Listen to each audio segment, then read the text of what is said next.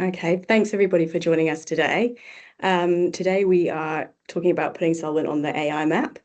We've got a few topics to cover off today. So we'll be starting with what is AI and what is an LLM, just to make sure that we all have a base knowledge as we go through the conversation.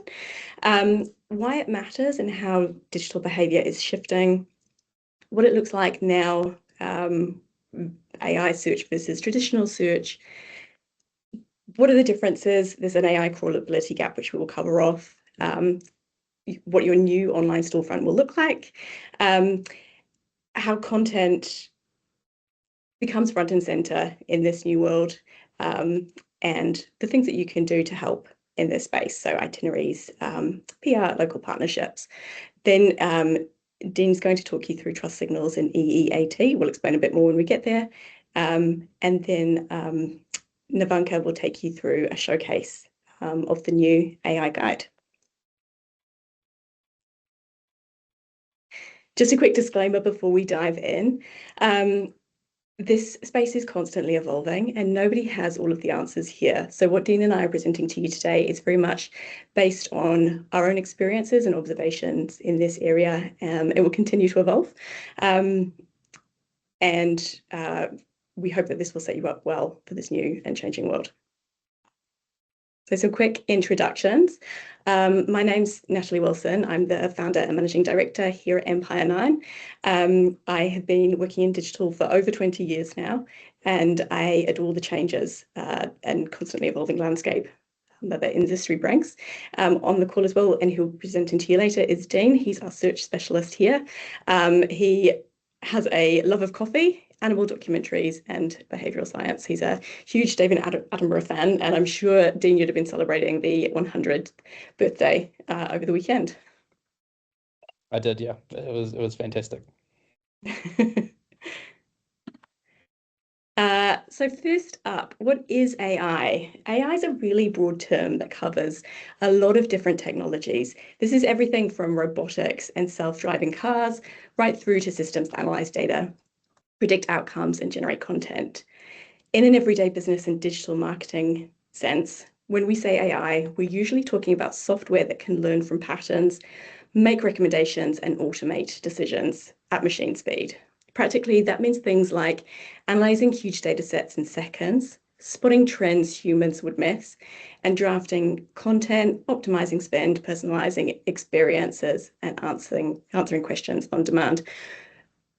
Most people have experienced AI, whether you're aware of it or not. So a great example of this is Netflix. It uses AI to surface shows for you, which it can see would be of interest to you based on previous consumption patterns of other things that you've been watching on the platform.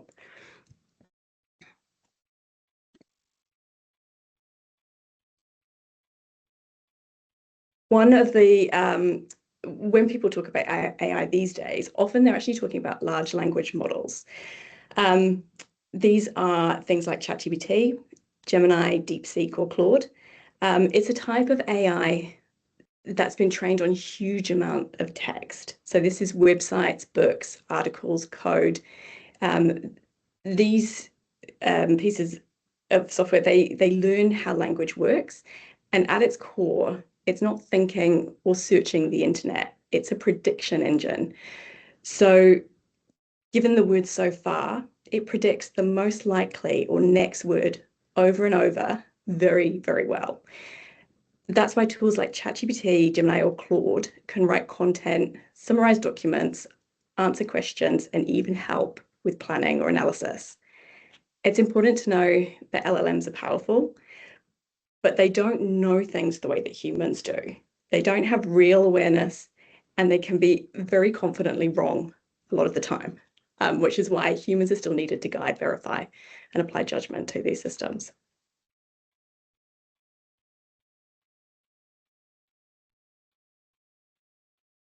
We've seen a huge increase in the adoption of AI over the last few years, and this trend really highlights that. So this is a graph from Google Trends, and it shows the relative interest over time. So as we can see, from 2023 onwards, this curve is going up and to the right. So lots of people are interested in ChatGPT, and AI. This isn't just something that's happening worldwide. So this is happening in Australia, closer to home, and is a very consistent trend here in New Zealand as well. In terms of what that looks like, ChatGPT surpassed 1 million users in just 5 days. For some context, that took Facebook 10 months to get there and Twitter 2 years. It's really fast adoption, and people are really jumping on board faster and faster with these digital tools and technologies.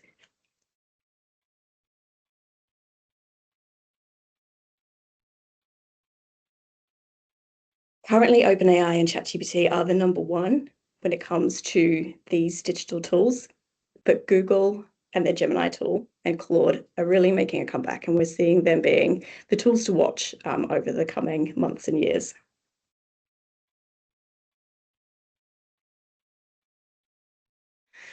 With the charts like the ones that I've just shared, there are some really impressive user numbers, but it really can create an overestimation of how many people are using the AI tools overall. So for a little bit of context, 16.4 billion searches are made per day on Google. So while we've got plenty of users on ChatGPT, people are actually still using search engines and traditional search when it comes to discovering businesses and services online.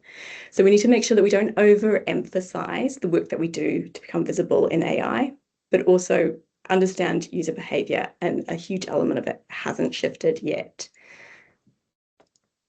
Although saying that, Google has changed. AI has infiltrated the search page. And Google's CEO has said that AI results will just be how search works in the future. And we know that AI mode has rolled out in New Zealand. Has anybody tried it? It's hard with mics off, so I'm going to assume that that's a yes.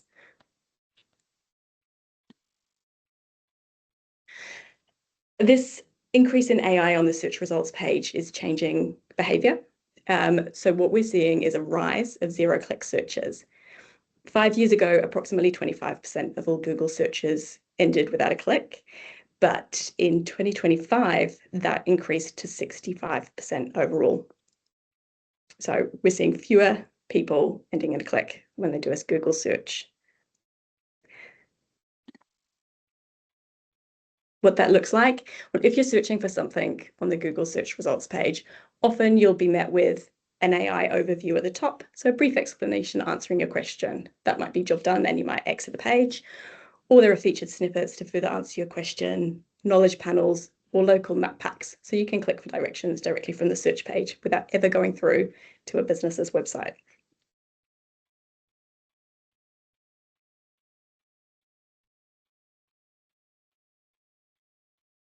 AI is really transforming the way that people are planning trips as a result of this. So algorithms can watch live flight prices, weather, even your loyalty point balance to suggest the perfect moment to book. And all of these tools are developing their own chatbots to help you out and as you're planning your trips.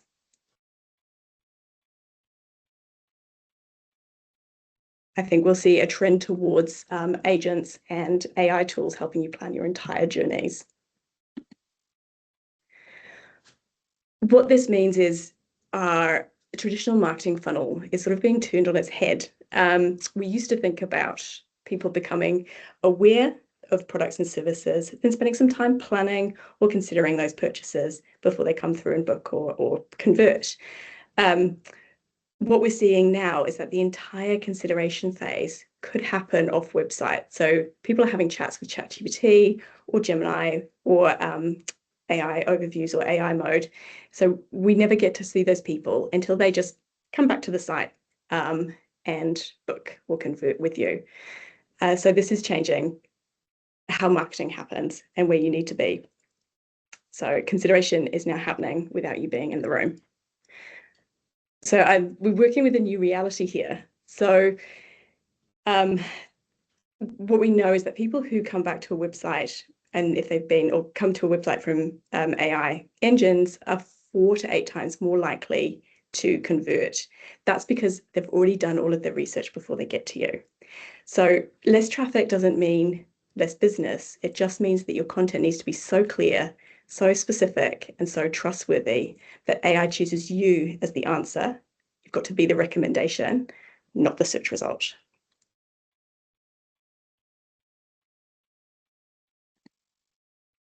I'm going to pass over to Dean now, who's going to take us through what this looks like, how this is shifting in search, and what practically you can do to get ready as a business. Thank you so much, Natalie. That was, yeah, really, really interesting. I think the final point about being the recommendation, not just the result, is something to keep in mind as we move through the next part of what we're going to look at. So we'll see if I can take control of the presentation here, and we'll carry on. It's looking like I can. Okay. Everyone see that okay? Traditional search versus AI search engines. So looking at traditional search versus AI search, and the ones that you're used to on the left have evolved slowly. So your Googles, Bing, Yahoo, DuckDuckGo. Some of you might use DuckDuckGo, personal favorite. They've evolved over time. They were quite grainy and pixelated. If you were using these engines in the 90s and early 2000s, the maps, they look a lot nicer. It's definitely a lot more of a visual experience these days across search.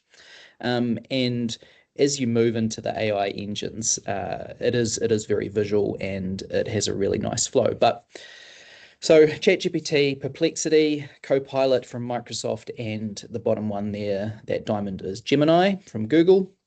So what's the difference with these newcomers? Well, apart from the design aesthetic, which couldn't be more different with the black, muted, modern, minimal sort of look, really, it's quite interesting. But if we look at traditional search, Yahoo, that actually uses Bing's search results these days.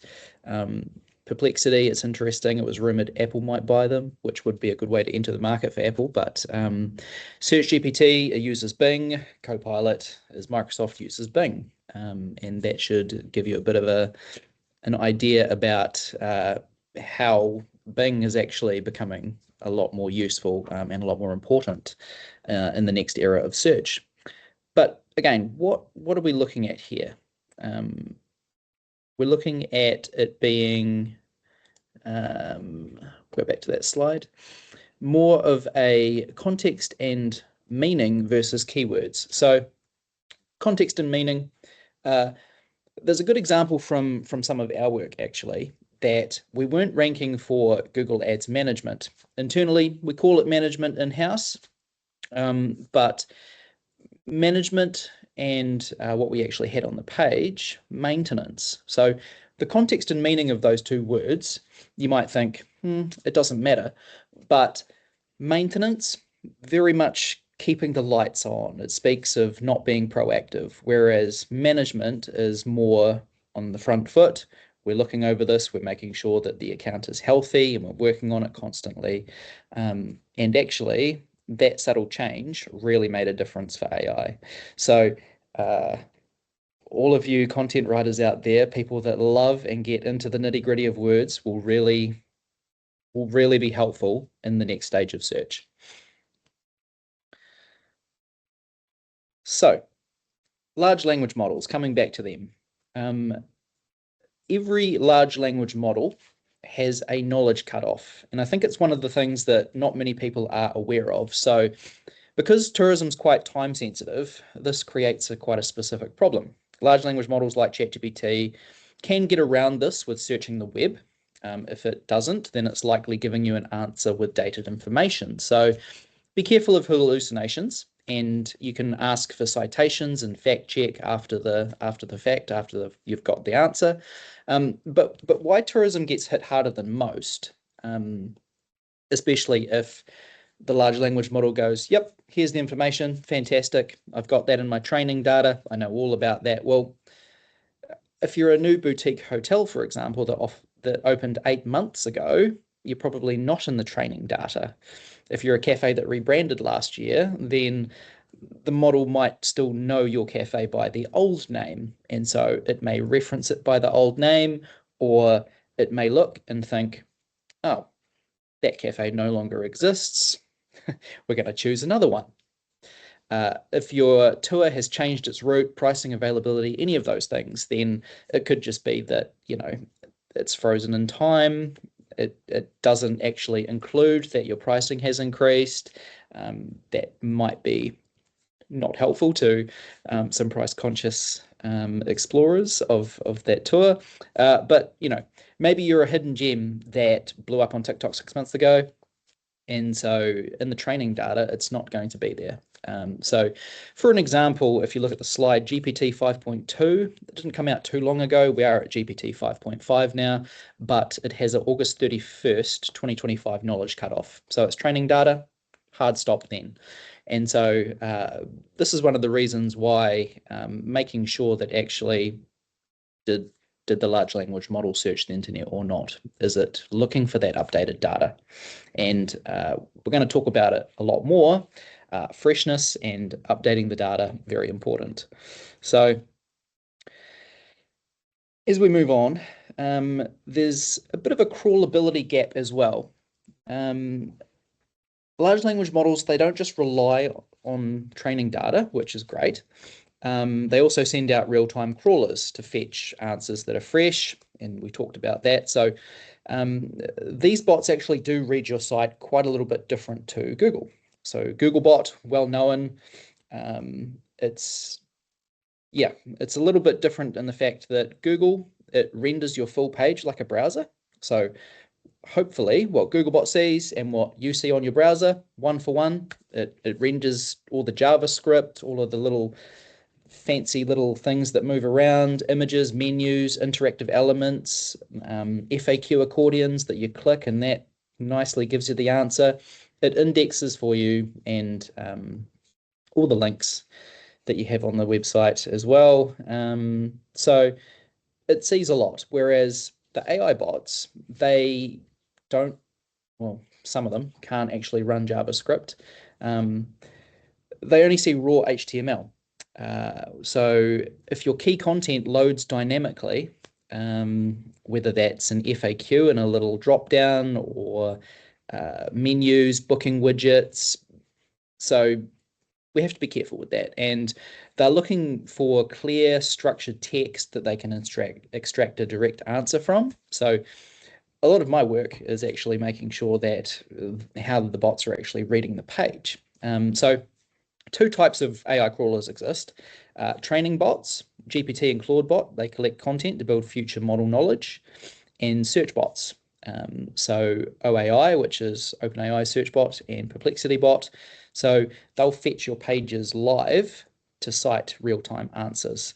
And yeah, if you're a developer or you've got a development team, then they'll be able to see them in logs and see which bots are hitting the page when, and it's quite interesting. ChatGPT, it hits the page a lot. It's doing a lot at the moment, even more so than Googlebot. But if you block the search bots, which is one of the main things on the slide, you disappear from AI answers entirely. So it's not a ranking drop. It's actually you're totally invisible. So that's one of the main things when we do an AI audit for search. We need to make sure that, number one, are you actually able to be crawled? So content freshness. We talked about this a little bit, and I think the main stat here is quite revealing. 95% of pages that ChatGPT cites are less than 10 months old. So why could this be? Well, we talked about the knowledge cutoff, and I think it's just, that they love fresh content. They love new info that they don't already have in their training. Now, that'll depend on the keyword. Some will require up-to-date information, news, different changes in weather, etc. Some will be a little bit more stagnant, but timing is everything for AI citations from search bots. And we are seeing that a lot, and we measure it to make sure that there are constant updates with clients on their website to make sure that it's not only that the information is correct, but what can be added to make that content fresh. So freshness really, as a signal, very important.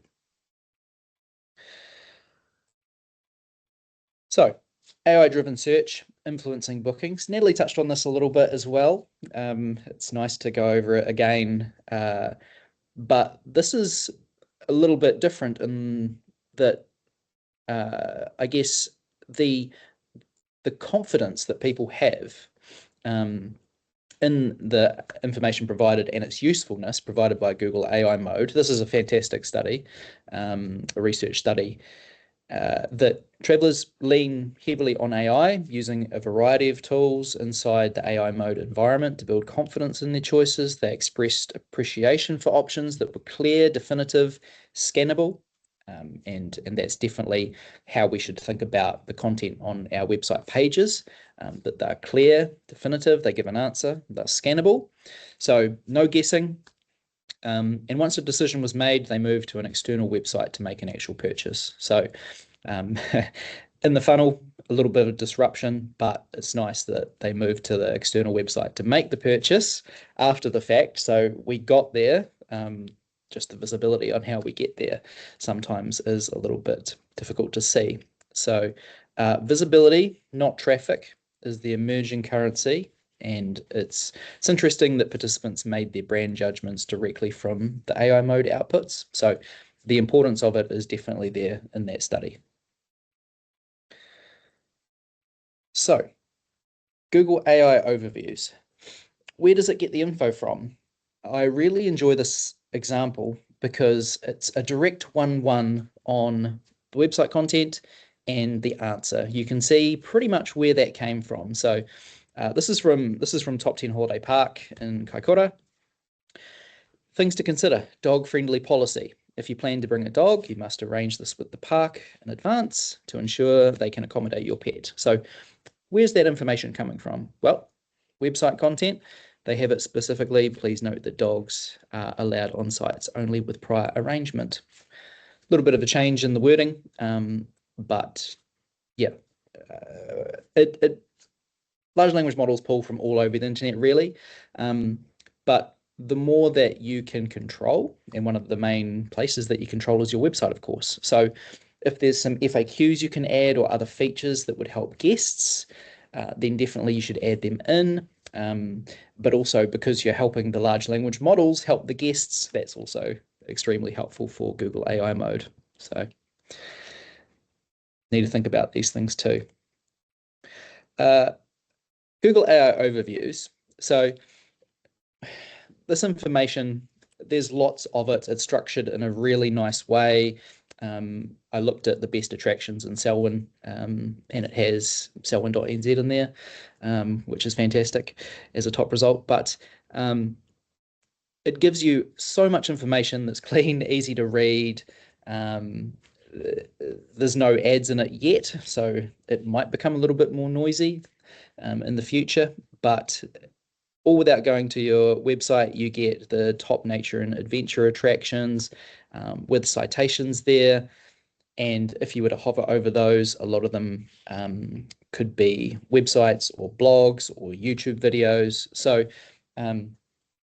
it's a little bit different, with traditional results where you've got those 10 blue links and you may get some video carousels, you may not, whereas what we're seeing, and we mentioned that it's a lot more visual, it's all sort of into one. You'll get different carousels, and I think Google loves experimenting, and so it's likely going to change.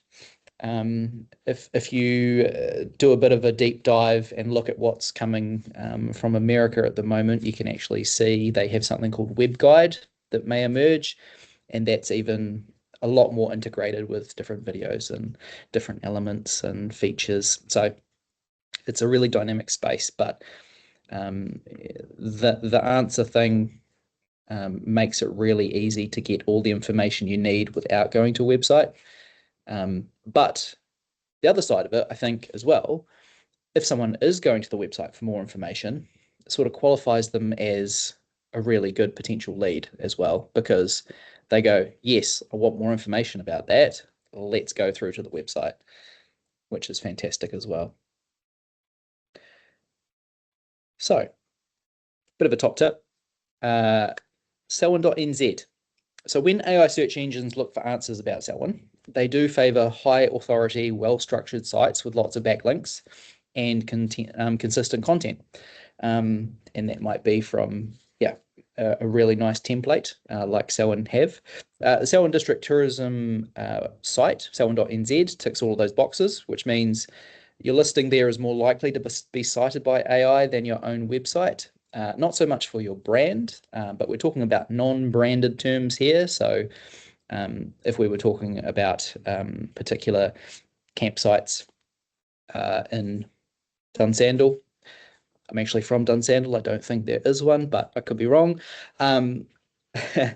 It's more likely that the Selwyn.nz website will be listed because of that authority and trust. So seasonal offers and events, if you could keep those updated as well.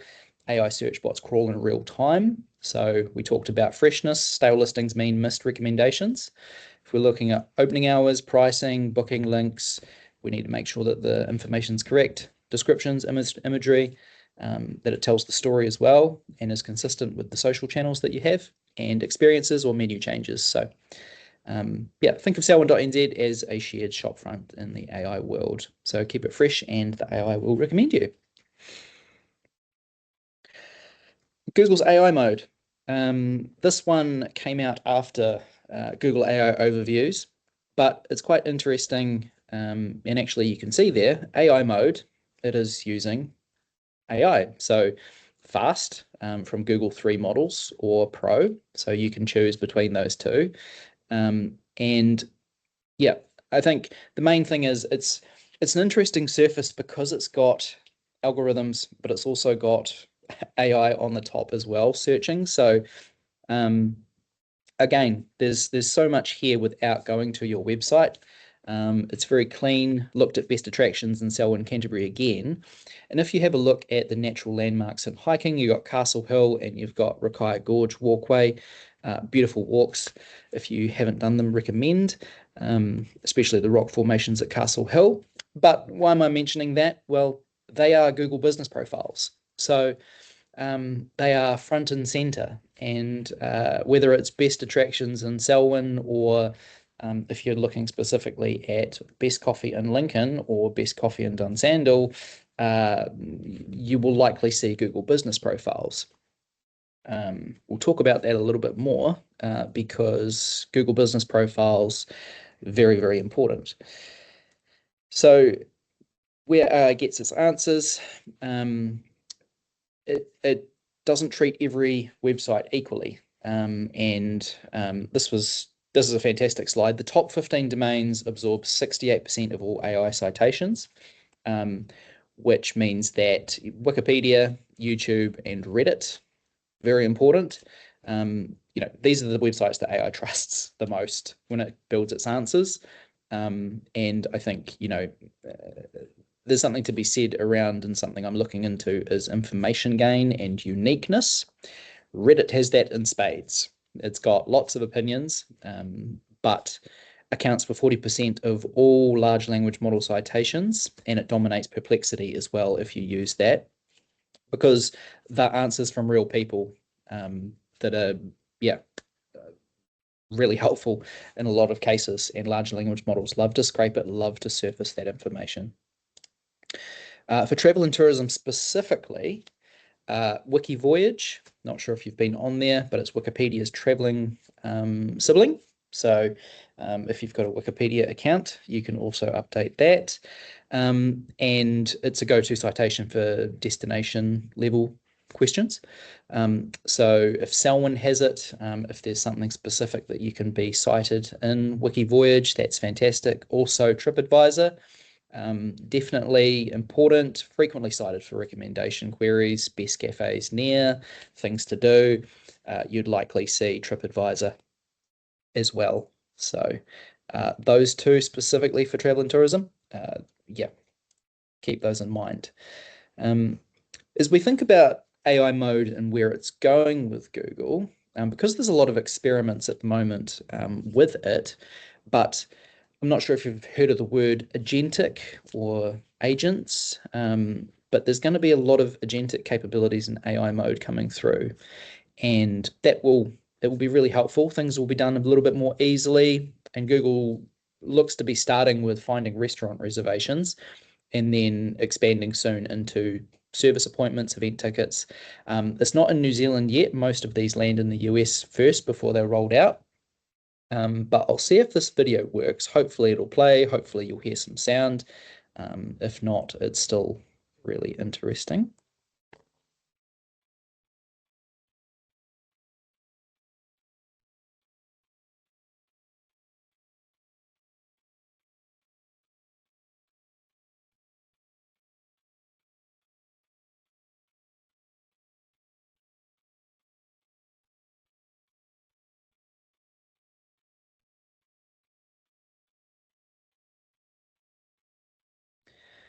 So what have we just watched? Well, pretty interesting.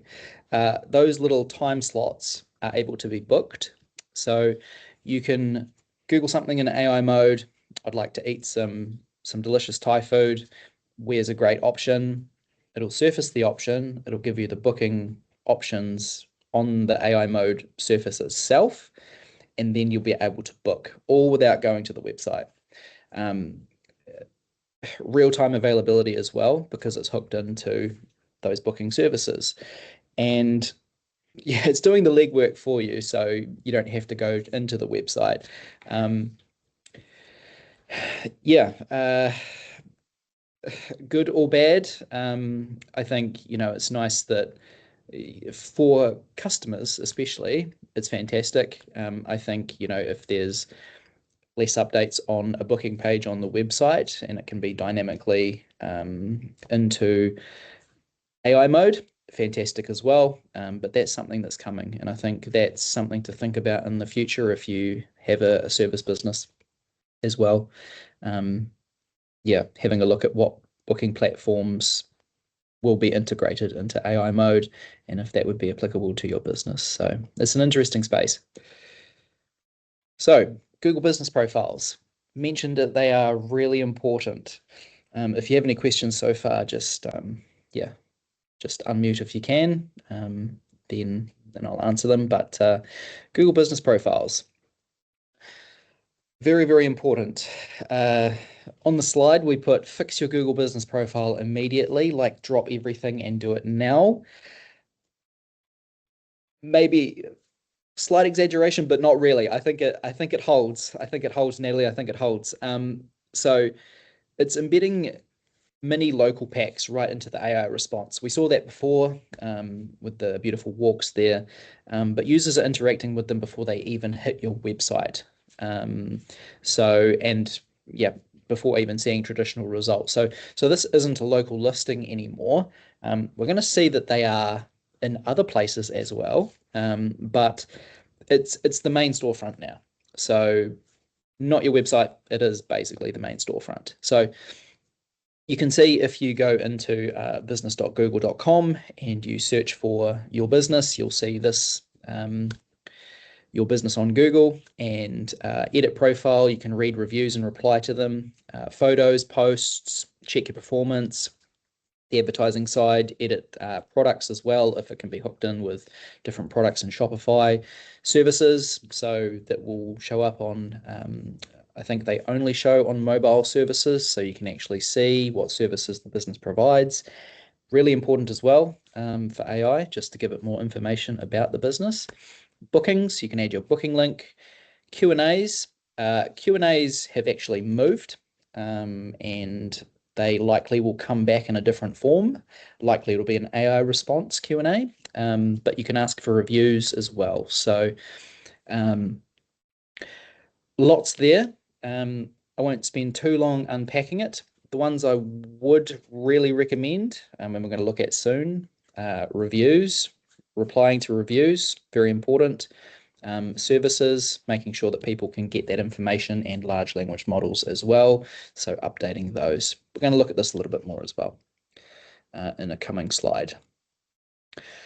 Now, I mentioned that the Google Business Profile is not just in Google properties. So it's tied to visibility in more places than ever. And this is a ChatGPT response. So if you want the best cafes in Selwyn rather than Central Christchurch, because I was sitting in the office when doing this and it recognized that I was sitting in Christchurch, but wanted to make sure that there were some local answers. And Dunsandel Cafe and Store, directions and call, and the information there, 4.4 stars. Where's that from? Google Business Profile. So I think important in a lot more places than it has been. And because of that, because it's being surfaced in ChatGPT, you would likely find it in Claude and other large language models as well, because it's one of Google's great moats, that they have so much information about your business that you can add, that people reference.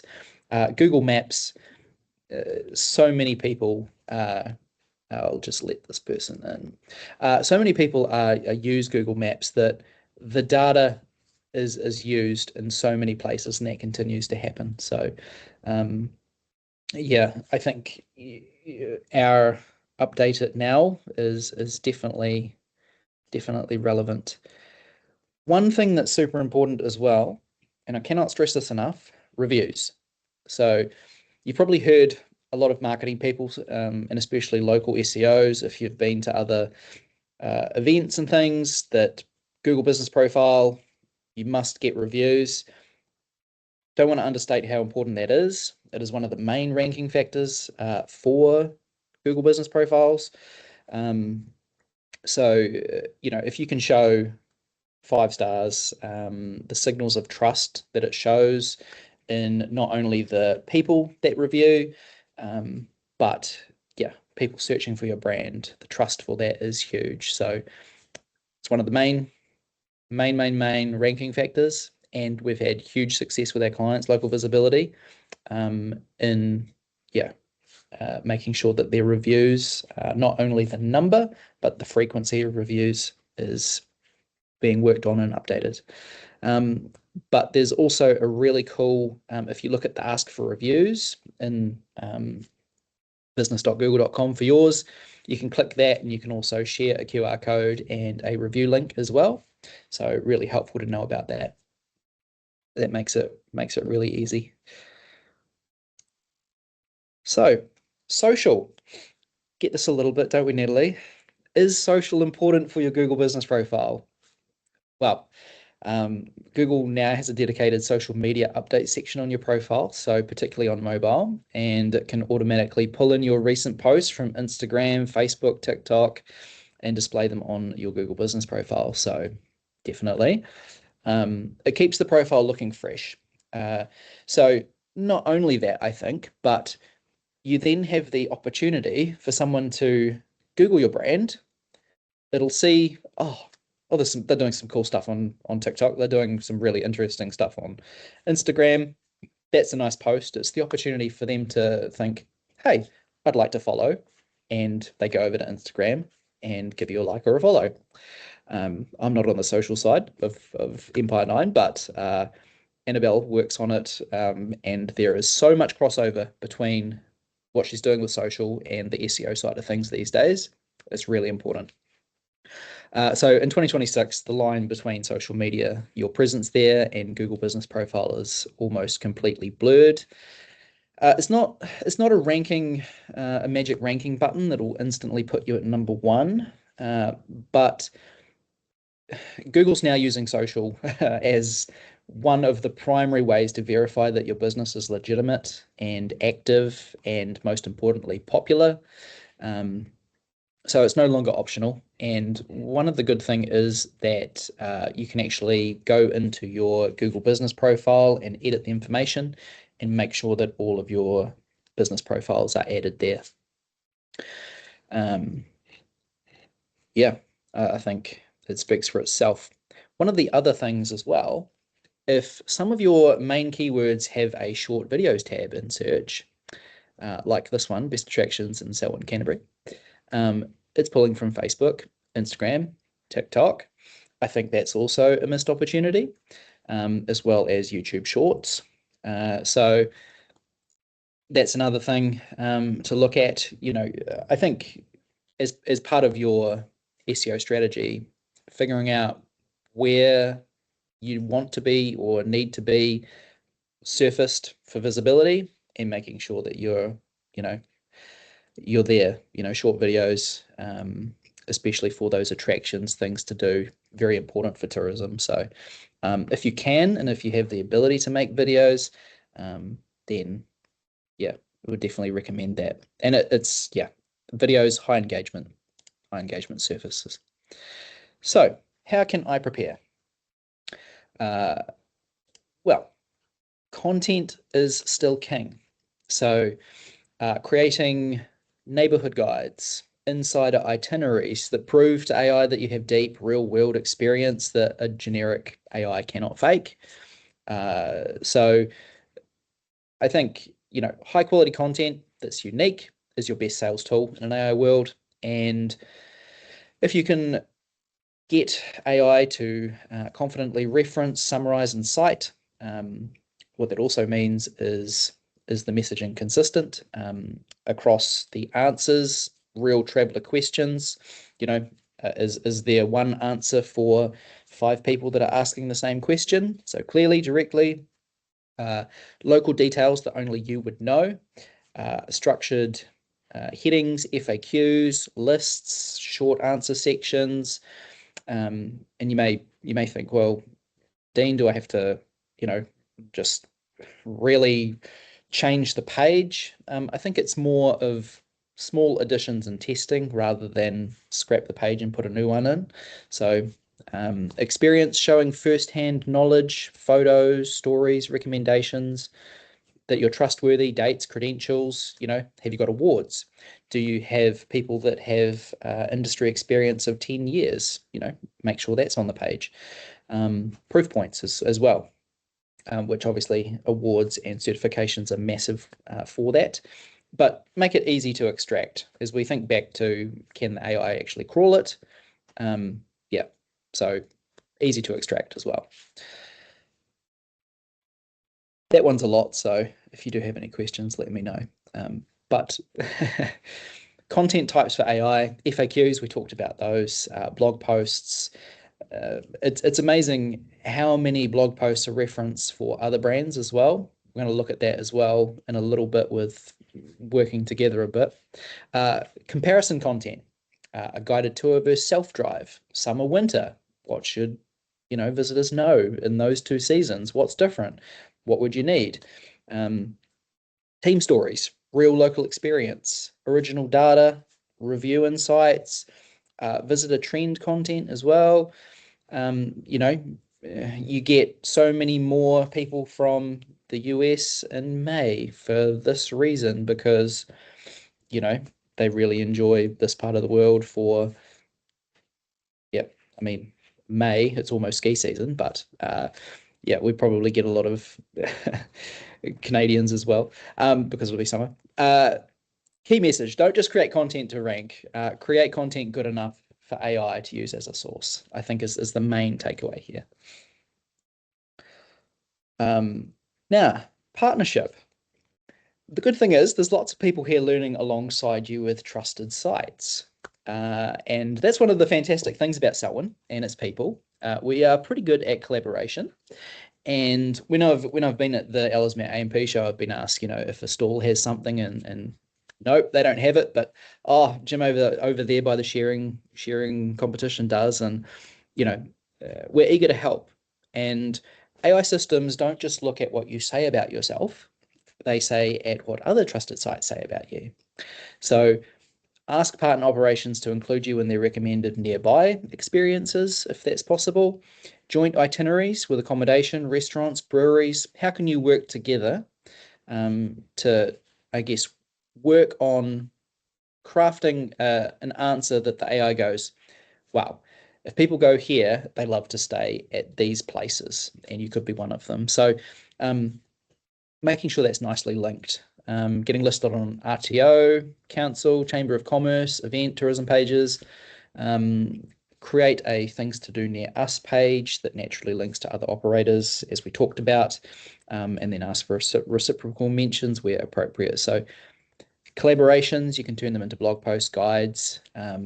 Yeah, the sky's the limit, really. I think it's a fantastic opportunity to talk and work with others in the industry and in the region of Selwyn.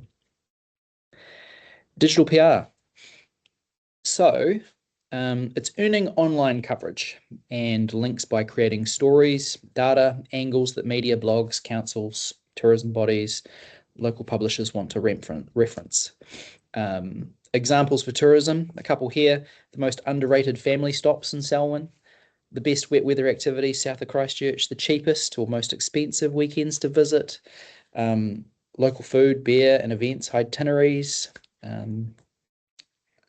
Low-hanging, I guess, PR ideas could be a local visitor mistakes guide, as we mentioned before, a seasonal visitor forecast. If you're a cafe and you know that you're on a bike route, and so the forecast could be lots of lycra. Yep, something fun. Make it fun. Partner with food, brewery, event operators on a local itinerary. So original stats, you could pitch news outlets, visitor volume, years operating. If you've been around for 50 years, I think, it's fantastic. And congratulations if you're one of those businesses. But, the number of tours run is more than ever. It is your best. You have the most visitors this year. You have a number of visitors from the US. You have a number of visitors from Canada, and, creating a story. So awards, people love awards as well. So making the most of that if you have received an award. I learned about pie crawls were a thing the other day, where people go and try pies at lots of different cafes. I think that's slightly too a little bit of a heavy food for me, but a local scone crawl, you could team up with different bakeries across the region. I think making it fun. I just wanted to add that in. So being reference worthy, not just rank worthy. If your content is thin or provides little value, stuffed with keywords, we're talking about the old school SEO at this point, it's going to likely be ignored. So a lot of the tactics that worked before, they no longer do. And if it's a natural length, I have put deep there, but a natural length, not too long, shows that you have unique experience, answers unique questions, and fresh means up to date. We're going to look at EEAT very shortly, and while it's not a ranking factor, Google has emphasized that websites that display experience, expertise, authoritativeness, and trustworthiness will have a better chance at ranking because they align with the search quality rater guidelines, which it's an interesting thing that search quality raters are real people, and the guidelines are based on a very thick document that people will go and visit websites and actually look at the quality of the website and rate it. So displaying EEAT, it really aligns with what Google wants to see. But yeah, reference-worthy content is more likely to extract backlinks from other authoritative sites that may provide high-quality information to their users. So high-quality site to high-quality site, let's make sure we're one of those. Rank-worthy is keyword-focused, generic descriptions, similar to competitors, written mainly for search engines. Reference-worthy, we're looking at direct answers, original insights, named people with credentials, really important, updated and accurate, and easy for AI to extract. So that's a nice little summary. Just in addition to that one, Dean, we have seen the rise of AI-generated content. Now, not all AI content is equal. So there have been some trends over the last year, and HubSpot was pushing this pretty hard, actually, to generate lots of pieces of content that answered AI's questions. That's resulted in a lot of thin content on people's websites, and where people have adopted that in a way that doesn't have quality checks, that's actually to the detriment of the website. So what we're saying is absolutely use AI to generate content and help you to create what you need, but always, always make sure it's got your tone of voice, make sure that it's relevant to you and unique. So never take a piece of AI generated content and just post it up. Yeah, just to keep your website and your content at a high quality level. Back to you, Tim. Thank you. Yeah. Yep, definitely. Human oversight, human in the loop. Yep. It should definitely be #1 priority. We're going to look a little bit more at EAT now, and wanted to make it so that it's how you can show this as a tourism operator. So experience, expertise, authoritativeness, and trust or trustworthiness. The human raters, the quality raters from Google are really skilled at sniffing out generic brochure style content. So it's not just about SEO. It's about proving that you're real, reliable part of the local landscape. And here's how you can practically apply that for each pillar to your business. So, experience. I've actually been there. This is the newest E that's been added from Google and vital for tourism to combat those generic AI travel blogs. Natalie just mentioned, the put in a prompt and post, type travel blogs. I'm sure you've seen them. I think it's got a name now, AI slop, Dean. I think that's everywhere. AI slop, that's the one. So first person narratives using we and our guides. So not generic descriptions, sharing specific local antidotes, real people. If you'd like a great drink after the experience, Jim at the local pub, does a fantastic job, does amazing venison pies, perfect. Stock photos. I know it's hard, but real imagery and high quality photos and videos, the metadata proves that they're the primary source content, very important. So if you can, try not to use stock photos. The nitty-gritty details, secret parking spots, specific shoe recommendations, if it's a tramp, micro weather patterns that only a local operator would know. I think this is the main one with the experience, showing that you know this place intimately. Expertise.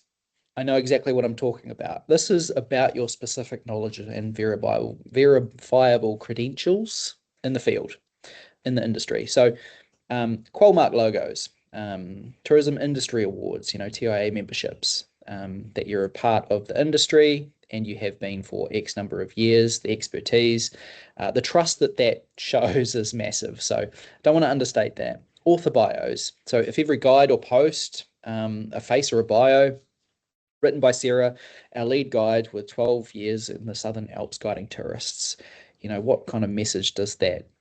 It speaks really well to someone reading that, but also the AI being able to, trust that information is verifiable. And that also, I guess, ties into maybe a team page if that's applicable to your business. So in-depth content, answering the why and the how. Example of the geology of an area, not just the what. So information gain, those unique perspectives. What can I add to this page to make it helpful for that user, for the people that book my experience, that come to my cafe? What can I add to make this helpful for them? Authority. So others recognize me as a leader. So reputation in the wider digital world, and it's primarily measured through external signals that are off page, off your website. So local backlinks, secure links from regional tourism organizations, RTOs, local business directories. We talked about working with others in the industry in Selwyn as well to see if there's some collaboration that can happen. Media mentions, local news, use an as seen in banner. That one probably also works really well for products. Industry awards, list, display your wins, nominations. It's a massive trust signal to both users and AI models to be listed in some of these regional awards or, New Zealand or international awards. How good would that be? And trustworthiness. You can safely book with me. So the foundation of the framework, which is vital for your money, your life, which you might have heard of YMYL. It is a Google quality guideline concept that defines search queries where a bad answer could cause real harm to someone or health, finances, safety, or well-being. So transparency, clearly displaying physical address, local phone number, and New Zealand business number. That transparency and trust. Review management, so responding professionally to all reviews, handled well, even those 3 or 1-star reviews. It builds more trust than a profile that has just all 5 stars.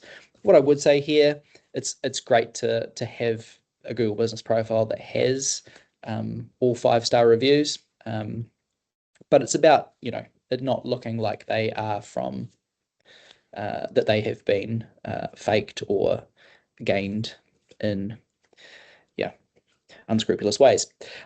Safety and security. So HTTPS is your site security up to date, and if you've got or require them to link directly to your health and safety policies, and Adventure Mark certifications. So all of those things. EEAT. Not a ranking factor, but it is the basis of Google's quality rater guidelines. Really important. So we have an AI-ready checklist that will likely be distributed. Yep, perfect. So we won't run through that now. But yeah, reviews, really important. So if you'd be so kind, that would be fantastic.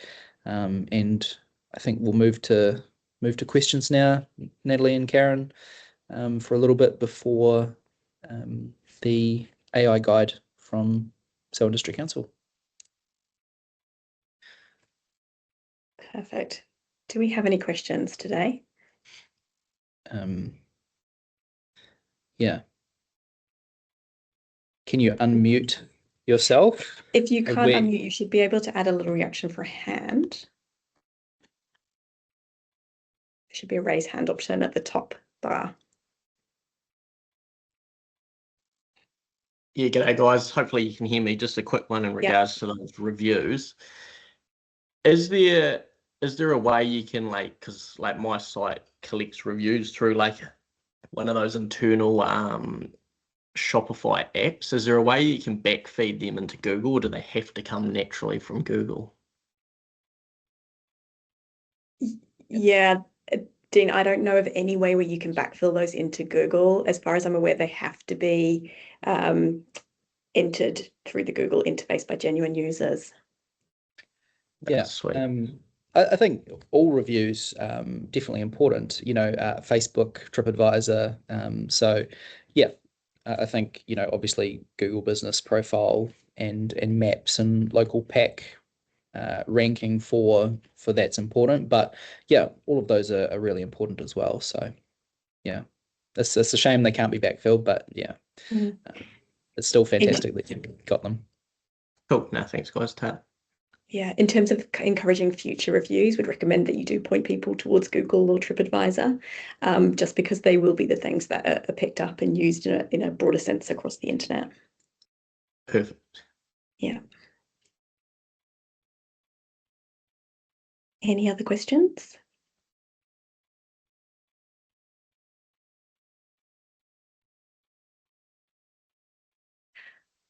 Okay, shall we move on to the demonstration? Navanka, would you like to take control?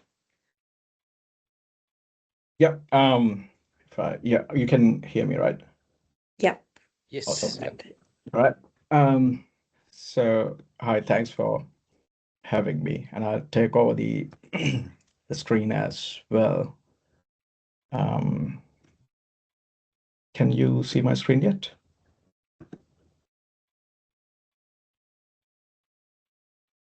Yeah. It's just on the questions still. I'm not sure if we need to stop sharing or... to stop presenting. Yep, that should enable us to do that. Yeah. Okay, now I've got it. Yeah. Cool. All right. So thanks for having me. I'm Nivanka from Hello Better. So my background is pretty much computer science and data science.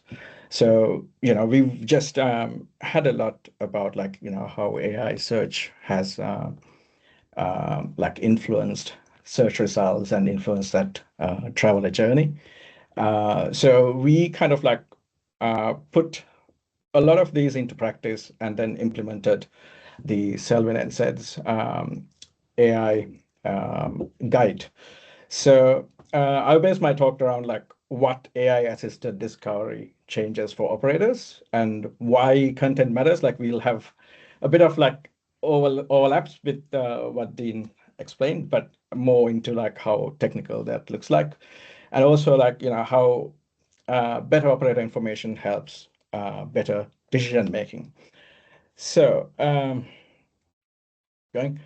right. So in terms of what has changed really in a technical perspective is we are now focused on more than winning clicks to making it easy to say yes. So how does it do that? Now, traditional SEO was mostly about optimizing yourselves for keywords. So in the traditional sense, someone would go in and type in a keyword and they would search for things like ski Selwyn. Now, what it looks like now is new users pretty much search things like this one. We are a family from Christchurch, new to skiing with 2 kids under 10. Where should we start? Now that's more of a situation that explains, yourself, what your requirement is, what your interests are, and so many things in that one sentence that you can get. So how do we answer those questions and be in front of them? So and then they could say yes to your offering. So I put together this quick table of what that looks like in a more comparison sort of view.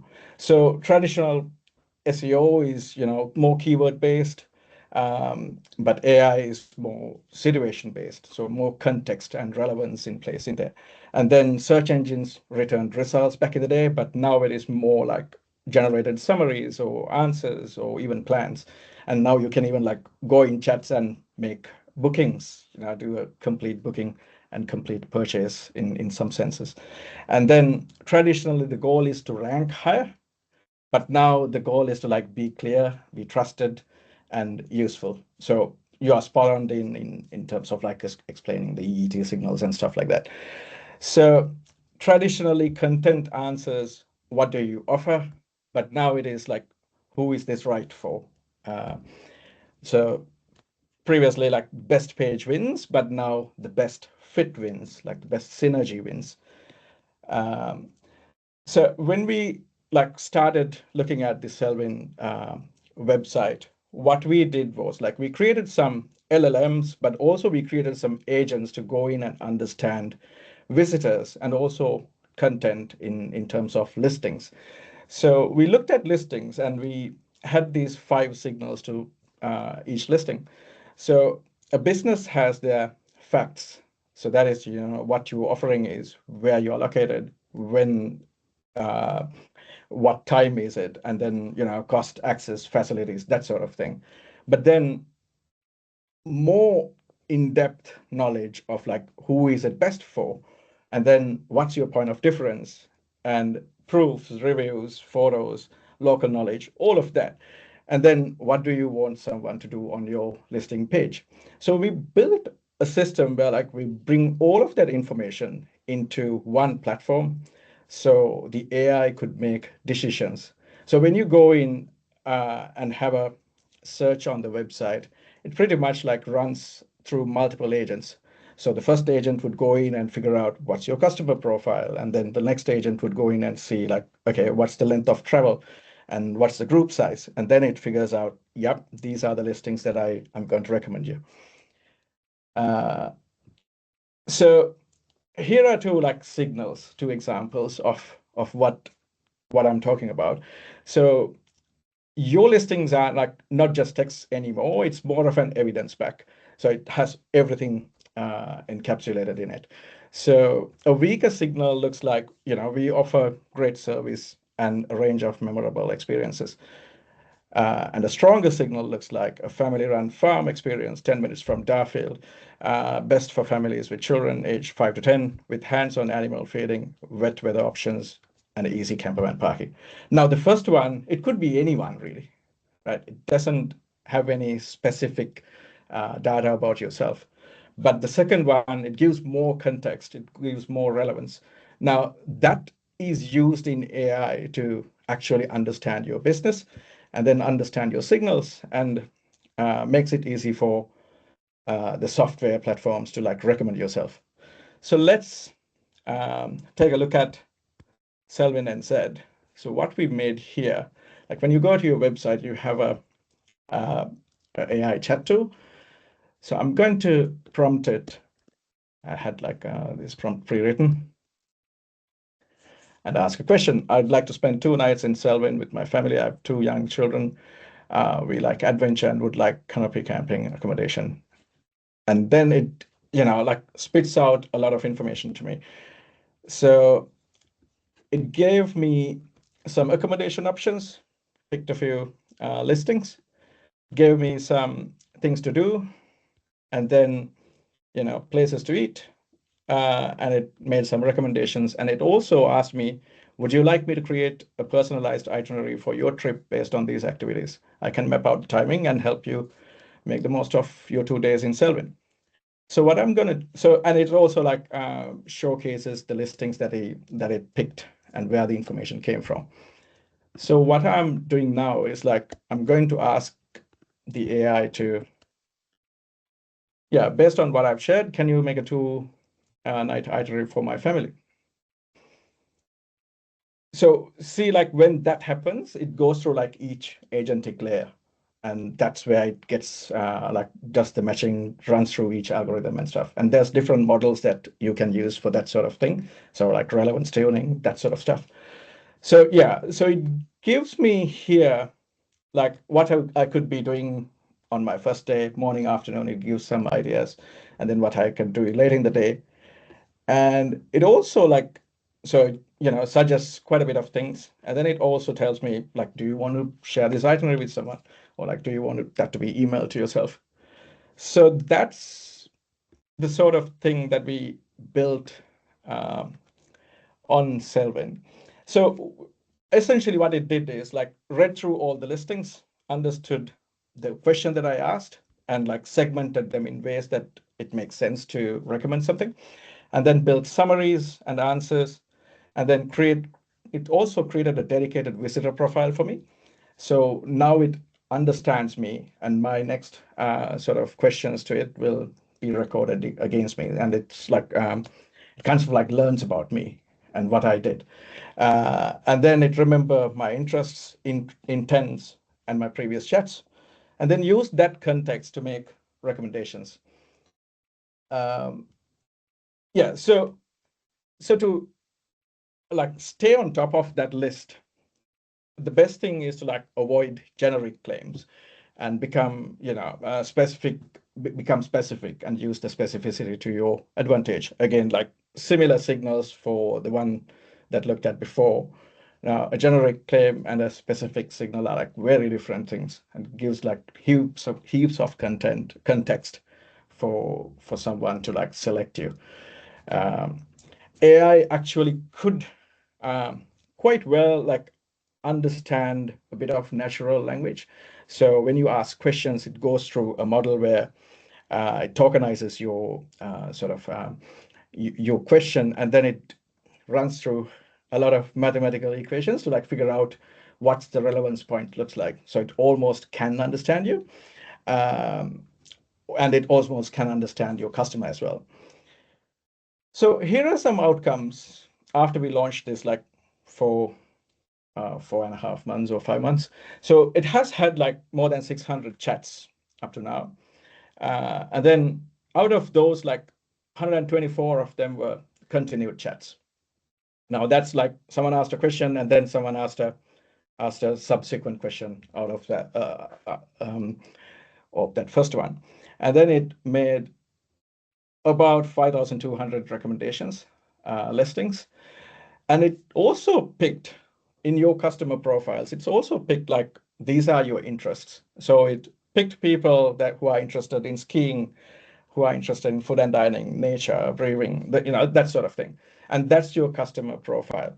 So what we are trying to do here is like understand all that data and then pick up on trends and pick up on variations of things, and then where interests matches intent of a user. So within that purchase journey, like the purchase journey, like where is this person and what their interests are and what sort of customers are they. Yeah, so that's what we are trying to, like collect all that data and then trying to like get out of the system. So yeah, so the website, the Selwyn NZ website, is becoming more of an intelligence layer now. So it knows about people, it knows about who search. It's much richer than your like static info. So like how many people clicked on a button, but how many people clicked on buttons that are of this interest. They're like two very different things. And then changes to those like trends is quite different as well. So yes, the challenge for operator listings on the website now becomes like, how do I give more context to it, and how do I, create more authority to it?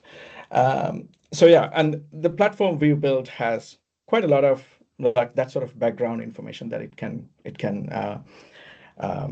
collect. So your value proposition, your customer profile,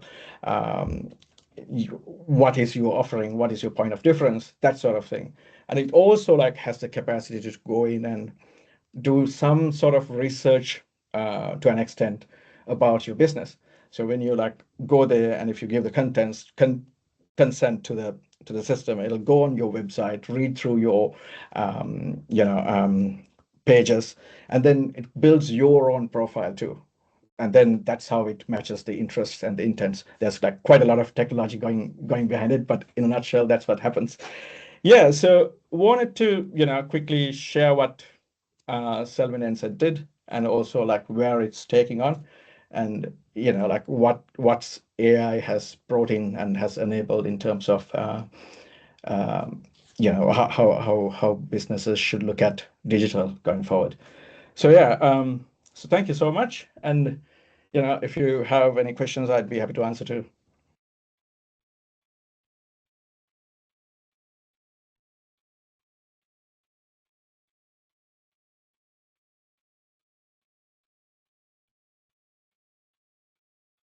Okay, if there are no further questions, then we might wrap things up there. We will send out a copy of the deck to you, so you'll receive that, which will have that checklist in the back, which hopefully will be a helpful resource for you. And I believe the recording will also be available. I look forward to seeing how your websites evolve and how they feed into this tool that Navanka and Hello Better have built for you, and look forward to seeing Selwyn dominating in that AI map and search results. Cool. Thanks, everybody. Have a great day. Thanks. Thank you. Bye. Bye. Thank you.